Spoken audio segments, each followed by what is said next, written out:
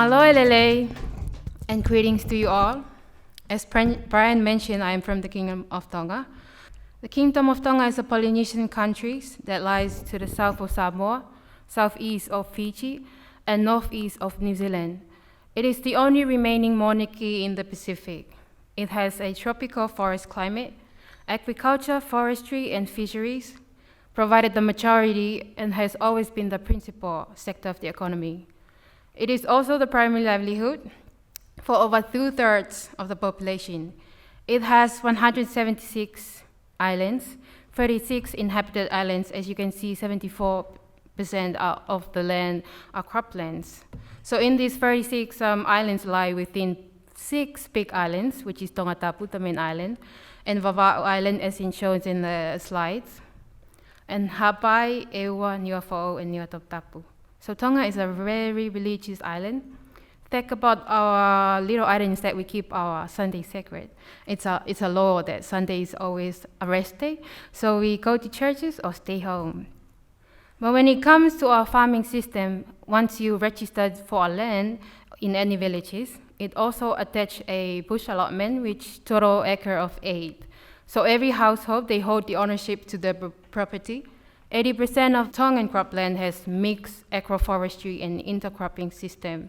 It's always been a mixed cropping as our cropland mainly subsistent due to the needs to feed the family and the villages, but times change. Now farmers are now commercials, which they export their crops international.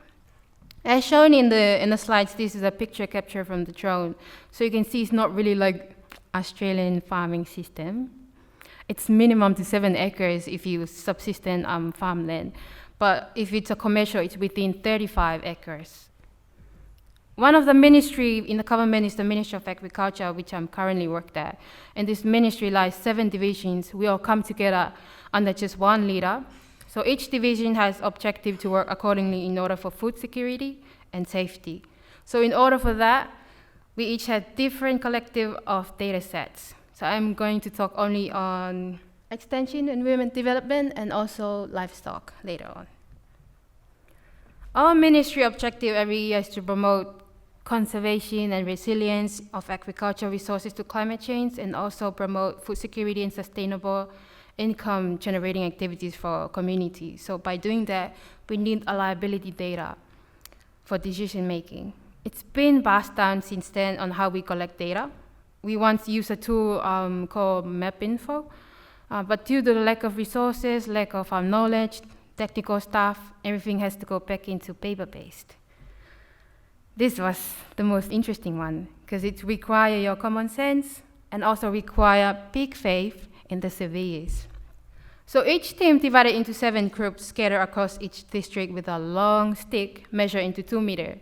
There's a tape measure, but back then, the tape measure was very expensive, so we just stick to the stick. It's just 2 meters. After that, then we throw it out. It's okay. The surveys not really require walking around the plantation, so they just sit in the van and observe, not demur. And this is a mixed crop plantation. Like, for example, if I'm one of the extension officers, we are going out to the plantation, and then we'll be like, there's 4 people in one team. So one is observe, one is writing down, and one is correcting the observer, and one is the driver. Just eat and drive all day. So if there's a particular plantation over here, I see this plot over here is 3 acres. Just observe. And it's 3 acres, and it has 2 acres of kumara, of sweet potato. And then I just write it down. It has 1 acre of yam, write it down. And that's how we collect our data back then. So yeah, that's one problem over there. Another problem is that in the right side is where there are different teams who input the data sets. So it's quite a lot of messy when it comes to doing this work, because this survey has been done every year. So this is the method from 1995 to 2019. And then here come the mastermind, Brian and his team. where I'm lucky to work together with Kevin, Nathan, Renata, and John Duncan, introducing a new way of capturing data and landscape mapping system into our ministry, which was QGIS and QField. This is open source, and as far as I know, everyone's familiar with it. Thank God I don't have to explain it. So in our way of using this tool, we create our forms in QGIS, then use QField to capture the data set, then sync them to the cloud. You can easily access in your laptop on your web browser, then dashboard for the analyzing. This is a clear structure to visualize the flow of work, which our ministry are very pleased to encounter with this because we don't know how our previous way of capturing data is going to endure to the number of data sets. But like comparing the old method to this method, the old method, they have separate teams for collecting the data, separate team for inputting the data, separate team for analyzing of the report. But using these new tools and new way of mapping system, it's actually just creating the form in QGIS, launch into the key field, and then we go out to map up the fields. And then from there, all of the data sets inside without even anyone has to like input it, so it's already been in there. So all set. And also the 2019, the team happened to create a dashboard. The system was already built a sort of server-side system for the project to store the data set. But now we shift to QField Cloud in order for easy way of connecting with other surveys in the other islands and storing of the data sets. So using QField to capture data, we're setting the forms and reallocate groups in their destination. And then here's the real work happen. In your tablet, once you got into a plantation, and then first start the point of location in that area, and then you had to walk around the particular crop area in order to get the total acre of a particular plantation. That's what we want, but we had to face the consequences. We walked. You know, it was pretty amazing in the first time, but then many surveys later, everyone escaped, and everyone taking their leave when it comes to survey, yay. But they have no choice. Because who on earth would want to like, who has been like, you start paper paste, and then now there's a new change. Yeah, as I said, no choice. But look at the bright side, everything is inside QField. How many data sets can be input into the tablet of a particular surveyor? Unlimited. And it also can be worked offline and online, so we can't really escape from that. Thanks a lot, QField. And how many time-consuming this tool can create? This annual crop survey is performing every year. So by that, we survey every plantation in the Kingdom of Tonga. We're able to finish this within 3 weeks. Previous surveys, it's been like survey within 1 month. 1 month on like inputting the data, 1 month analyzing. So this one is just 3 weeks, all of it. After collecting the data, John and the team created this dashboard where you do analyze and generate data sets, which is pretty useful due to the number of data sets we created. It can be able to generate syncing many forms, generate graph, and can make reports. So this dashboard is actually a magic for me, because you know how cool I am, and the CEO always called me to be like, so this is be done within like snap. Thanks, John. So launching the first prototype, Vanilla Pollination Survey, this was launched because of the former Deputy Director of Corporate Services looked into this tool very seriously. In 2019, there's this land called Eua. It has been competing against Vava'u for when it comes to harvest of the vanilla beans. For more information, Vava'u has the highest acres, highest number of vanilla growers, but when it comes to harvesting of the beans, Eua top it all. But Eua is half of Vava'u Island. So she took this very seriously, and we found out the reason why. And you know the reason why? It's because of those old survey methods.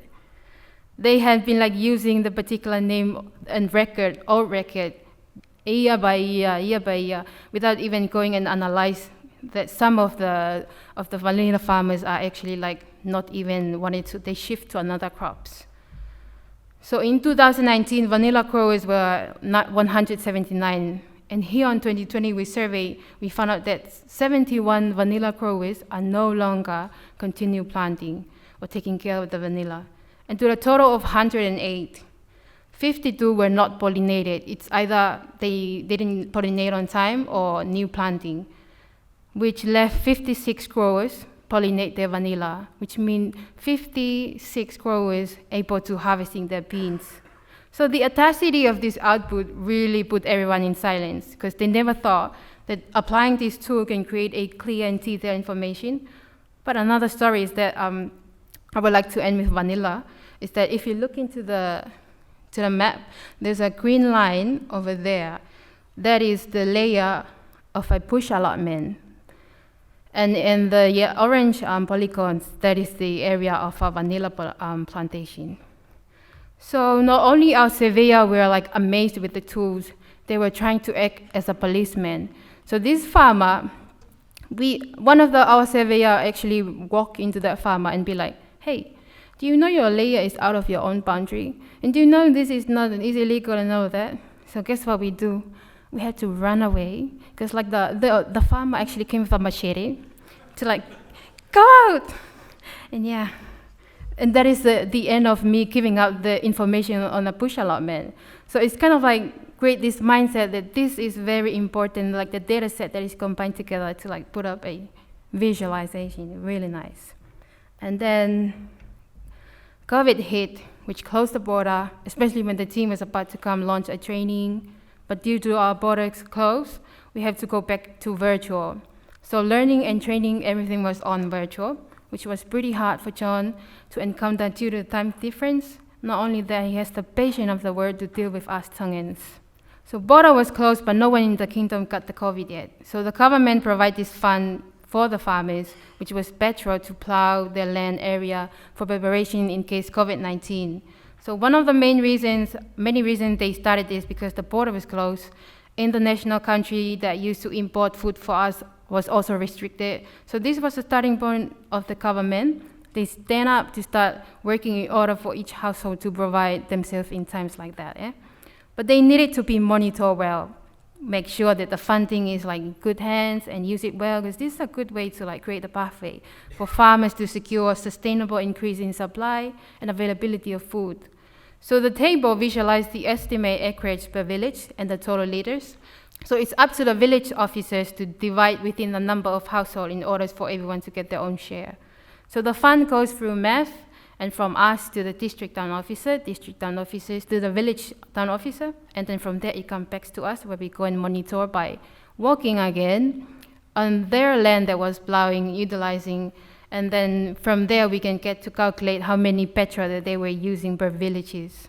So result was successfully generated and then sent to the governor of Vava'u, and they were like really happy with it, and for once understandable. So that led us to be more confident in using the tool to deploy the crop survey for Vava'u, Tongatapu, which this is basically the scary one, because of there's a lot of attributes that are needed to be input as is shown in the map information. This is not all of it, this is just a little bit that we wanted to show the attributes. Not forgetting to remind you again that the cropping system in Tonga is mixed cropping. So in just a short period of time we're learning this tool, the CEO wanted to like start the survey ASAP. So we did a lot of training with the surveyors on how to enter data and its attributes, but most importantly is walking. The walking is always to get it right first, because the work is needed in the survey. If you look into those polygons over there, those polygons is not a fake one, it's the walking they're able to generate this. So this is just a picture showcase the type of surveyors on our island. Most is between 30s to 50s, and then just a small numbers that are within 20s. So it's pretty much handful when dealing with them most of the time. The plantation pathway is not always clear for us to walk easily for capturing the polygons. So it's a must for us to take the machete as this guy over here, just to take out the wheat and walk. So food is not always provided too. At the bottom is when someone in the group has money, and then he had to buy all of us some food. But if not, that's happened. We go and eat other people's plantation for free. We just ask permission to the crops. It's okay. So here we successfully finished our survey, which NROCROP survey is now done for 3 years. And apart from them, it's just other surveys that was done within math. But for the record, this year, once I'm done presenting and then go back to Tonga, there's a survey waiting for me to continue. So, yay, not good. As shown in the timeline, this is some of the islands that was complete with the NROCROP survey. As mentioned, that Tongatapu successfully had 3 years data set of the crop production information, and also the other outer island like Hapai, Eua, complete. And now for this year, we have 2 newer Tapu Niu for all gonna be added here. I did not went to every island to do the survey. This was the help of Keyfield Cloud. In order to send the form to them, I just stay in the mainland monitoring, answering their question in case if there's any problem. But with the Keyfield Cloud, I just like share the project form, and then from there they have to do their own survey. So back to the year 2021, here lies the information which total acre overall is 9,743, and to the number of plots that we walked, 4,831. After the survey was done in 2021, we get the acres, we get the information, but we haven't really thought of like GIS being adapted into our work style. And then unexpectedly, 2022, Jan 15, eruption happened. Everything disconnected from us. By that time when it happened, I was in an island of Hapai, analyzing their data set for 1 day. Not like before, it's 1 month, but 1 day. But yeah, lucky I didn't hop on the plane on that Saturday because my flight was on the same time of the eruption.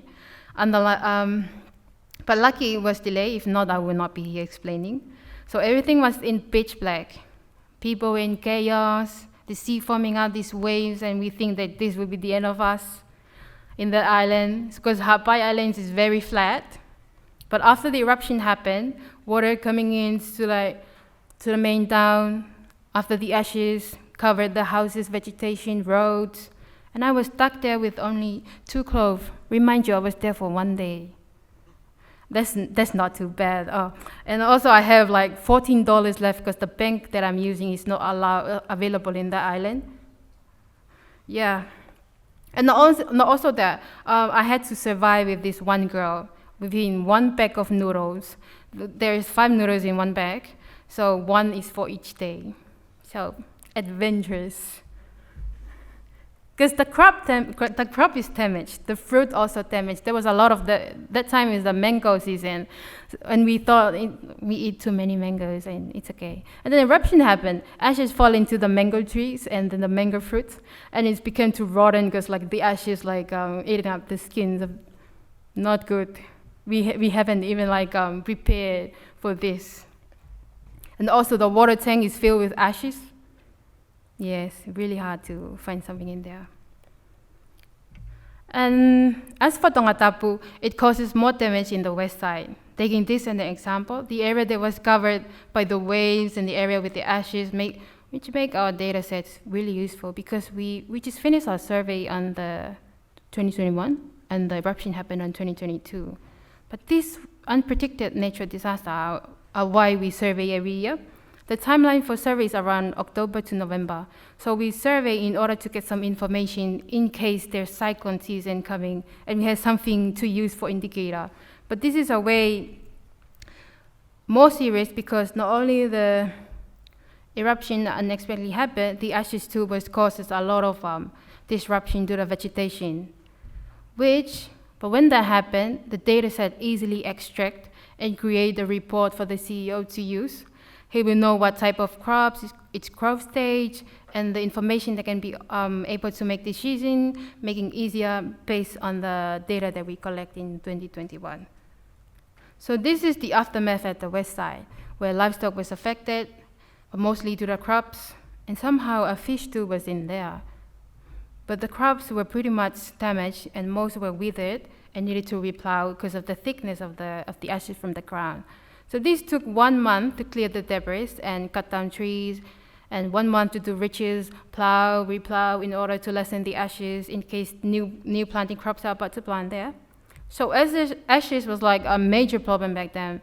But then because everyone has been advised it is not good for breathing, and on top of that everyone trying their best to clean the ashes and all, then come to a point of regrowth and regenerate of the older crops, because the new planting was definitely not able to generate on its own based on too much ashes. But it's bring advantage to the new harvesting crops. It may be withered, shown in the pictures, but Vanilla I witnessed was able to withhold the amount of ashes. It pushed up the growth of the vanilla plant. So here's the interesting part. Everyone hates the ashes. Then come to a point where they have no ashes, they clean it, wash it off, and then they realize the ashes is really good for the crops. Kind of like an NPK, but it gives more nature of fertilizing to the crops. So everyone has to buy it, because somehow one genius person actually like put all the ashes in one sack, and then they have to sell it for $50. So everyone has to pay it. Eh? There was a survey on the tsunami and like effect on the ashes, which able to generate the report from NGOs using Keyfield, which was able to receive a grant from the SPC where they sent different kind of seeds for math to generate and distribute the seedlings for the household.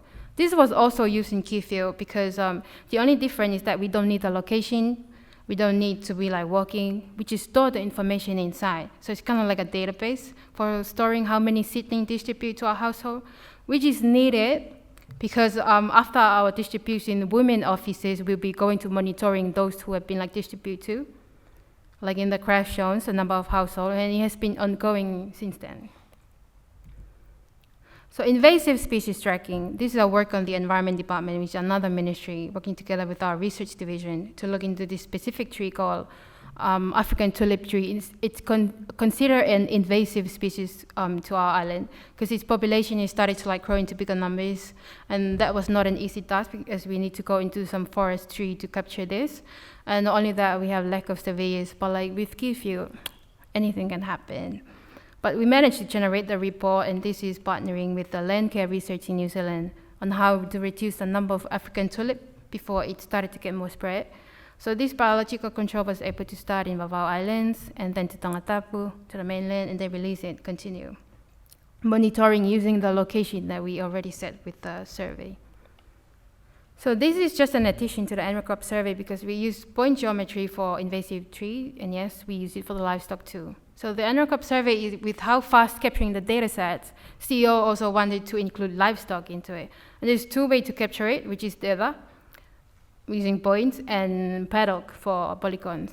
And it's been so long that there hasn't been an upgrade inventory of the livestock for Tonga. We managed to capture a lot of livestock data set, which also analyze inside the different type of livestock, their colors, kinds, numbers, it's all there. So this was a motivation for our livestock division to continue using Keyfield for checking the livestock of every household. So there's a reason why there's a lot of like red dots in the data and not a lot of paddock. Because the livestock owner are trying very hard to like put their livestock into the paddock, but due to a lot of thief in there, and a lot of like their livestock has been like some thief came and only take one and open the gate, and the rest already gone. Yes. And then if there's this rule, if a livestock actually enter another tax allotment or bush allotment, the owner of that bush allotment are allowed to kill that particular livestock. So that is why everyone opt for data, because it's much safer. They have to like just leave it there in the particular location, and then they have to like take it away and put it in a place where it's much safer than a paddock. In this project, we are able to perform 20 workshops equivalent to 250 participants.